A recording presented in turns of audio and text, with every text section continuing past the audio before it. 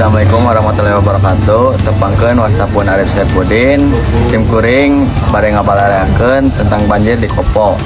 Balukar, drainase cai anu kurang hade, jalan raya Kopo soreang anu pernah di Kecamatan Soreang, Kabupaten Bandung rusakna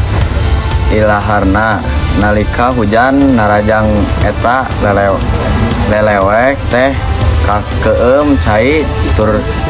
runtah jalan raya Kopo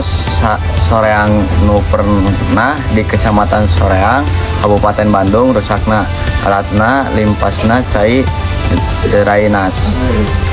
saban hujan narajang cai tina draisna di eta daerah remeh limpas tepi ka paimahan warga samalah tepi ka ngabalukarkeun bagian aspal jalan lelepasan deanti kitu runtah anu kabawa ku caah remeh gunung di trotoar jalan cek salah saurang anu ngagunakeun jalan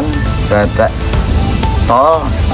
nembrehkeun dirina ngarasa kaganggu alat jalana rusak serta eta runtah anu ngagugunung teh guniangkeun bau nyegak nalika ngalar ka eta jalan.